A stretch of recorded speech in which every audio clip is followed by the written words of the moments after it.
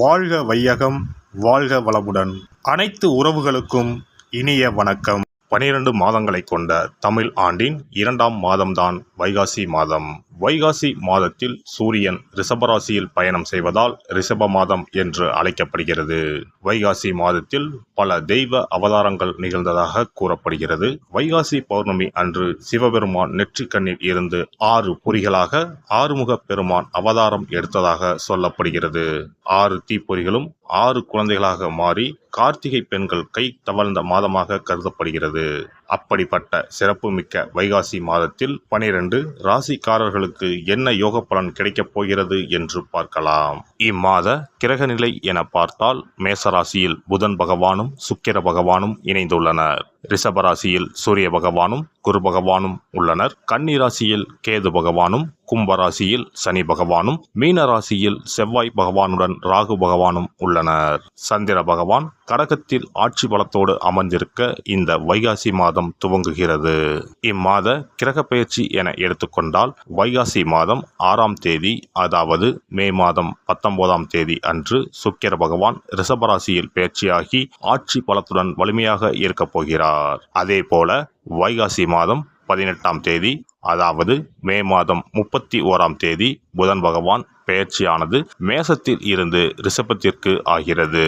செவ்வாய் பகவான் வைகாசி மாதம் 19ஆம் தேதி, அதாவது ஜூன் மாதம் 1ஆம் தேதி மேச ராசியில் இடப்பெயர்ச்சி அடைந்து ஆட்சி பலத்துடன் வலிமையாக அமர்ந்து நற்பலன்களை அளிக்க உள்ளார். இந்த கிரக அமைப்பினால் உங்கள் வாழ்வில் ஏற்படக்கூடிய சுப மற்றும் அசுப பலன்கள் என்ன என்பதனையும், அசுப பலன் ஏற்படுமாயின் ராசிக்காரர்கள் செய்ய வேண்டிய பரிகாரம் என்ன, வழிபட வேண்டிய தெய்வம், வழிபடும் முறை என்ன என்பதனை பற்றி விரிவாக காண்போம். பிறக்கப் போகும் இம்மாதம் உங்கள் வாழ்வில் வளமும் நலமும் செல்வ செழிப்பும் பெற்று வாழ்வின் உயரிய நிலையை அடைய எல்லாம் வல்ல எம்பெருமானை வேண்டி விரும்பி கேட்டுக்கொள்கிறேன். மனத்துணிவும் எதையும் செய்து முடிக்கும் ஆற்றலும் பெற்ற மகர ராசி அன்பர்களே, நீங்கள் அதிகமாக உழைப்பவர்கள். இந்த மாதம் வீண் கவலை ஏற்பட்டு நீங்கும். நினைத்த காரியத்தை செய்து முடிப்பதில் வேகம் காட்டுவீர்கள். பணவரத்து திருப்திகரமாக இருக்கும். அதே நேரத்தில் எதிர்பாராத செலவும் ஏற்படும். உடைமைகளை கவனமாக பாதுகாத்துக் கொள்வது நல்லது. தொழில் வியாபாரத்தில் ஏற்படும் பண தேவையை சரிகட்ட நண்பர்கள் மூலம் உதவிகள் கிடைக்கும். தொழிலில் முன்னேற்றம் காண தேவையான பணிகளில் ஈடுபடுவீர்கள். உத்தியோகத்தில் இருப்பவர்களுக்கு அலுவலகம் தொடர்பான வேலைகளில் அலைச்சல் இருக்கும். ஆனால் செய்த வேலைக்கு நல்ல பலனை எதிர்பார்க்கலாம். குடும்பத்தில் வீண் பிரச்சனைகள் தலை தூக்கும். அவற்றை சுலபமாக கையாண்டு சமாளிப்பீர்கள். கணவன் மனைவிக்கிடையே பழைய விஷயங்களை பேசாமல் இருப்பதன் மூலம் ஒற்றுமை அதிகரிக்கும்.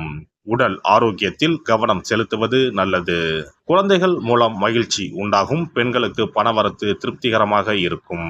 பயணங்களின் போது பொருட்களின் மீது கவனம் தேவை. எடுத்த காரியத்தை செய்து முடிப்பதில் தாமதம் ஏற்படலாம். கலைத்துறையினருக்கு முயற்சிகளின் பேரில் புதிய ஒப்பந்தங்கள் கையெழுத்தாகும். ஆனால் பொருளாதார ரீதியாக சிறப்பாக இருக்கும். எதிர்பார்த்த புகழ் பாராட்டுகள் கிடைக்கும். அரசியலில் உள்ளவர்கள் வாகனங்களை பயன்படுத்தும் போது கவனம் தேவை. சிலருக்கு இடமாற்றம் உண்டாகலாம். நண்பர்கள் மூலம் எதிர்பார்த்த உதவிகள் கிடைக்கும்.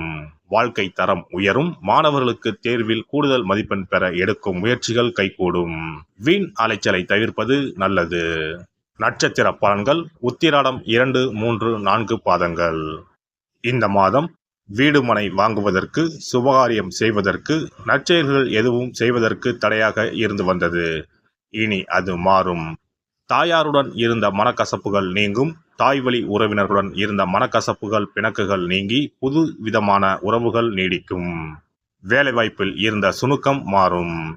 உங்களது வாக்கு வன்மை கூடும். தைரியம் கூடும். திருவோணம் நட்சத்திரம். இந்த மாதம் பிள்ளைகளின் வளர்ப்பின் போது கவனம் தேவை. உடல் நிலையில் நல்ல முன்னேற்றம் காணப்படும். மாத்திரைகள் செலவினங்கள் குறையும். கணவன் மனைவி கருத்து வேறுபாடுகள் ஏற்பட்டு மறையும். கவனம் தேவை. வீண் வாக்குவாதம் வேண்டாம். நண்பர்கள் மூலம் அனுகூலம் ஏற்படும். தேவையற்ற வீண் விவாதங்களில் ஈடுபட வேண்டாம். யாரை பற்றியும் விமர்சனம் செய்ய வேண்டாம். அவிட்டம் 1, 2ஆம் பாதம். இந்த மாதம் தந்தையார் உடல்நிலை முன்னேற்றம் ஏற்படும். தந்தையுடன் கருத்து பரிமாற்றம் செய்யும் போது கவனம் தேவை. வேலை செய்யும் இடங்களில் மிகவும் எச்சரிக்கையுடன் நடந்து கொள்ள வேண்டும். பண விஷயங்களில் தேர்ந்தெடுத்து முதலீடு செய்யவும். தூங்கப் போகும் முன் குலதெய்வத்தை வணங்கிவிட்டு படுக்க செல்லவும். தேவையற்ற வீண் குழப்பங்கள், கற்பனைகள் வேண்டாம். பிரதோஷ காலத்தில் சிவனையும் நந்தியையும் தீபம் ஏற்றி வழிபட எல்லா பிரச்சனைகளும் நீங்கும், எதிலும் வெற்றி உண்டாகும், மன நிம்மதி ஏற்படும். சிறப்பு தொகுப்பு. இனி வரவே வராது என நினைத்த பணம் திரும்பி வருவதற்கு இதை மட்டும் செய்தால் போதும். நாம் கஷ்டப்பட்டு சேர்த்த அல்லது சம்பாதித்த பணத்தை யாரையாவது நம்பியோ அல்லது அவர்களுக்கு உதவி செய்வதற்காகவோ கொடுத்து ஏமாந்து இருக்கலாம். அப்படி இழந்த பணத்தை திரும்ப இனி வரவே வராது என நினைத்த பணத்தை கூட சில எளிய தாந்திரீக பரிகாரங்களை முறையாக செய்தால் திரும்ப பெற முடியும். இழந்த சொத்து, இழந்த பணம் மற்றும் நகை ஆகியவற்றை திரும்ப வீடு தேடி வர வைப்பதற்கான எளிய பரிகார முறைகள் பற்றி இங்கே தெரிந்து கொள்வோம். இந்த 2 முறைகளில் எந்த முறை நமக்கு எளிமையானதோ அதை செய்து பயன்பெறலாம். வாங்கிய பணத்தை திருப்பி கொடுக்க முடியாமல் கடன் தொல்லையால் அவதிப்படுபவரை போல் பணத்தை கொடுத்துவிட்டு அதை திரும்பி வாங்க முடியாமல் தவிப்பவர்கள் அதிகம் இருக்கத்தான் செய்கிறார்கள். யாராவது அவசரம் என பண உதவி கேட்கும்போது நட்பின் அடிப்படையிலோ அல்லது இருக்கப்பட்ட சிலர் பணம் கொடுத்திருப்பார்கள். ஆனால் பணம் வாங்கிய நபரோ அந்த பணத்தை திருப்பி தராமல் இழுத்தடிக்கலாம். பணம் தர வேண்டிய நபருக்கு சூழ்நிலை காரணமாக பணம் வராமல் உங்களுக்கு திருப்பி தர முடியாமல் இருக்கலாம். அல்லது அந்த நபர் பணத்தை திருப்பி தரும் எண்ணமே இல்லாமல் இருக்கலாம்.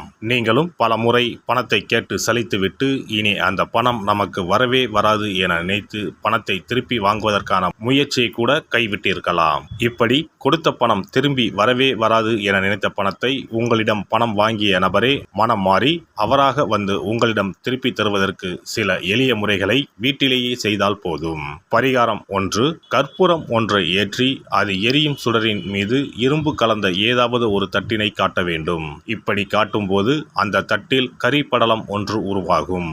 இந்த கரியை உங்களின் வலதுபுற நடுவிரலில் எடுத்து ஒரு தெளிவான வெள்ளை காகிதத்தில் உங்களுக்கு பணம் கொடுக்க வேண்டிய நபரின் பெயரை எழுதி கொள்ளுங்கள். பிறகு அந்த பேப்பரை சிறியதாக மடித்து உள்ளங்கையில் வைத்துக்கொண்டு உங்களுக்கு பணம் கொடுக்க வேண்டிய அந்த நபரின் முகத்தை மனதில் நினைத்து கொண்டு அவர் உங்களுக்கு பணம் கொடுத்து விட்டதாகவும் உங்களுக்கு வரவேண்டிய பணம் அனைத்தும் வந்துவிட்டதாகவும் நினைத்து கொள்ளுங்கள்.